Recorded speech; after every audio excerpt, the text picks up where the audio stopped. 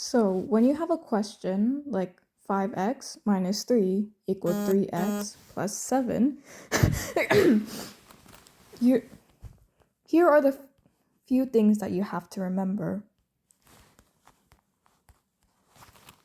What you do on one side, you must do for the other. This will be important later on, but not now, but it's still good to remember this. And another thing you should remember is when you move a number to the opposite side of the equal sign, you have to flip its operation.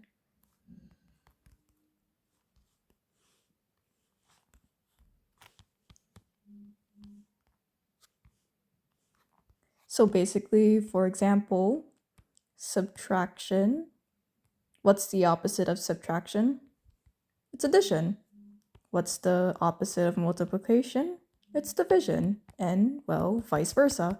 So now, with this information, I'm going to try and explain to you how to do the question. Let me just remove these rules so that you can actually pay attention. So the first thing you're going to have to do is separate 5x, 3x, minus 3, and 7. This is because you can only subtract these two, and you can only operate with these two. Because when you try to operate on this, that's not possible. That's like trying to subtract an apple from an orange instead of an apple from an apple, which makes no sense. Now that I have explained that, I'm going to rewrite the question so that the x is on the opposite, that the x's are on the same side, and that the whole numbers are on the same side as well. The first step you're going to do is move 3x to the left side of the equal sign. So we're going to do 5x minus 3 minus 3x.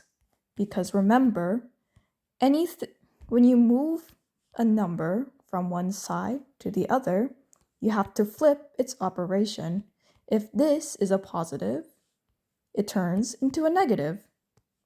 Now, back to this, we're going to put this negative 3 to the 7 because they match each other. So 5x minus 3x equals, okay, well, since you're moving the 3 over here, the opposite of a negative is a positive. So it's going to be 7 positive 3, right? And now that you've reached this stage, you're going to put these together. Basically, just pretend like the other side doesn't exist. So 5x minus 3x is 2x. And 7 plus 3 equals 10. Now that you have that, you're going to have to separate the 2 from the x. And the 2 and the x are basically 2 multiplied by x. But how are you supposed to remove the x from the 2? Well, you're supposed to do the opposite. The opposite of multiplication is division. So 2x divided by 2 will leave the x by itself. How lonely. But anyways, remember the rule that I said wasn't necessary until now? Whatever you do on one side, you must do for the other. That is now applied here. Since you divided 2x by 2, you're going to have to divide 10 by 2 because, well, it's only fair. You have to do the one thing on one side and do the same on the other. So 10 divided by 2 is 5.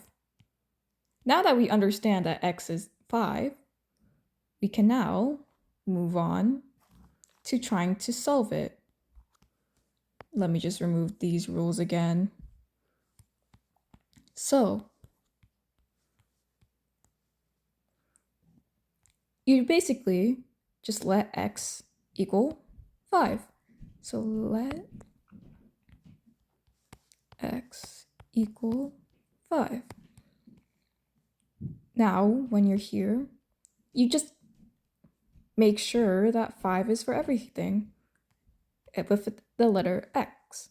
So 5 times 5 minus 3 equals 3 times 5 plus 7. And if you understand how BEDMAS works, this is going to be really easy for you. But basically, do 5 times 5 is 25 minus 3. And 3 times 5 is 15 plus 7. And now that you're here, you are just going to continue you're just going to continue pretending that there's nothing on the other side and that you're just doing BEDMAS, basically.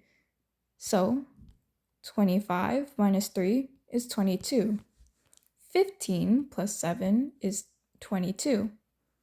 And since they are equal to each other, that means that x is in fact 5. Yippee-ki-yay! I've tried my best. If you don't understand, then I'm sorry.